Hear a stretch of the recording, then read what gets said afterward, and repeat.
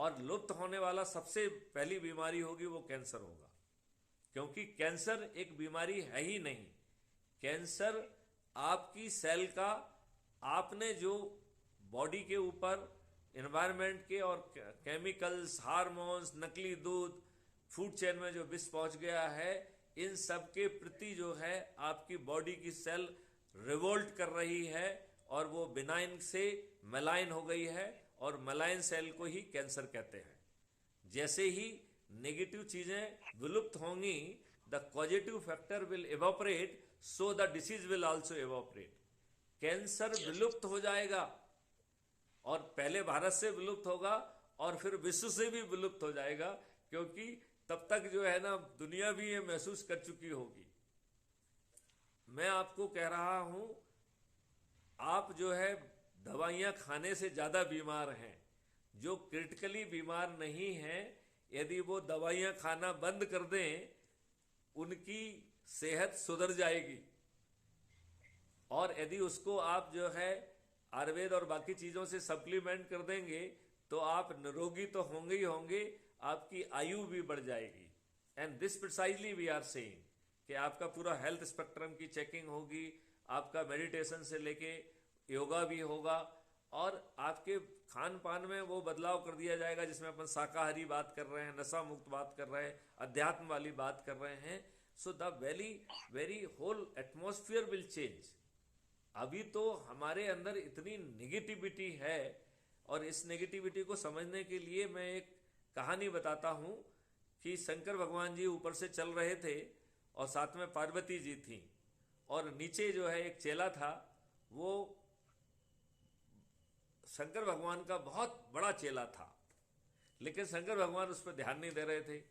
तो पार्वती जी ने कहा, भाई आपके चेले की इतनी बुरी हाल हो रही है, आप उसकी मदद क्यों नहीं कर रहे हैं?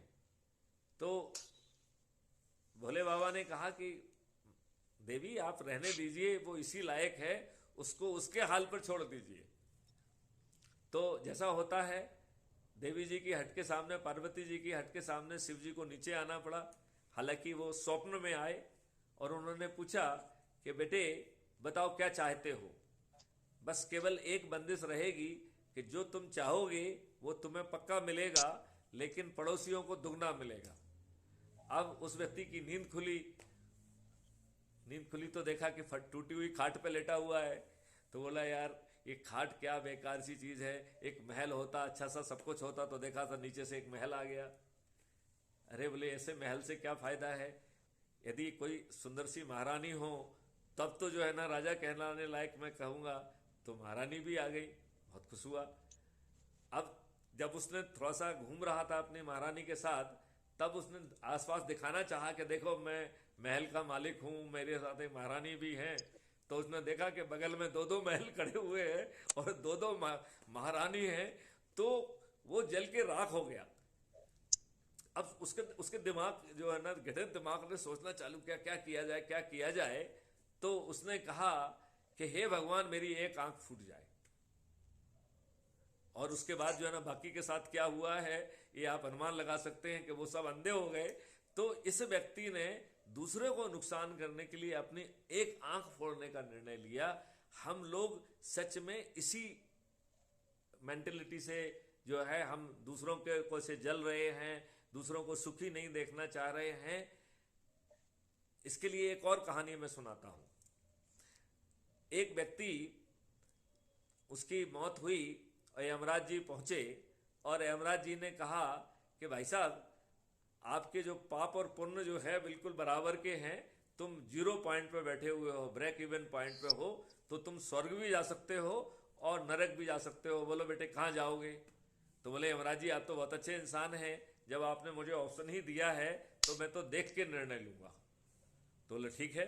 तो बोले पहले आप कहाँ क्या देखना चाहोगे? तो उन्होंने कहा पहले नरक चलेंगे। तो नरक गए तो देखा कि हर चीज बड़ी सुंदर है, बढ़िया है, अच्छी है। तो तरह तरह के पकवान हैं, सब कुछ बहुत अच्छा है। तो ये व्यक्ति बड़ा कंफ्यूज हुआ कि सब कुछ इतना अच्छा है तो नरक में क्या बुराई है। खैर उसने कहा चलिए स्वर्ग भी जाके देखते हैं।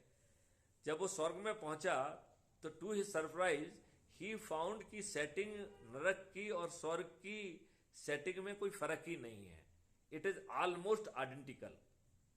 अब ये व्यक्ति और कंफ्यूज हो गया, इसने कहा कि साहब स्वर्ग में और नरक में सब कुछ एक जैसा है, फिर स्वर्ग में हर कोई खुश दिख रहा है और नरक में हर कोई दुखी दिख रहा है, तो ये मैं समझ नहीं पा रहा हूं। यमराज से पूछा उसने कि साहब भाई साहब मुझे बताइए कि ये चक्कर क्या है कि सब कुछ एक जैसा है, फिर नरक में हर कोई दुखी है और स्वर्ग में हर कोई मुस्कुरा रहा है, प्रसन्न है, तो इसका कारण क्या है? तो उन्होंने कहा आपने ध्यान नहीं दिया, इनके हाथ जो है ये फोल्ड नहीं हो रहे हैं, ना जो है नरक में फोल्ड हो रहे हैं, ना स्वर्ग में फोल्ड हो रहे हैं। नरक में वो अच्छे अच्छे पकवानों को देख के दुखी हो रहा है क्योंकि उसको खुद तो खा नहीं सकता है। स्वर्ग में चूंकि उसका हाथ इंटरनली फोल्ड नहीं हो रहा, दूसरे के हाथ में तो दूसरे के मुंह तक तो पहुंच ही रहा है, तो वहां पे हर कोई दूसरों को खिला रहा है और इस प्रकार हर कोई जो है जो भी चीज वहां अवेलेबल है उसका वो उपयोग कर पा रहा है।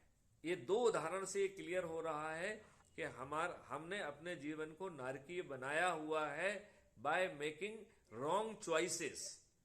यदि हम दूसरों को जो है का ध्यान रखने लगे, दूसरों को फीड करने लगे, मैं को यदि हम छोड़ दें, तो ये भारत बहुत अच्छा हो जाएगा।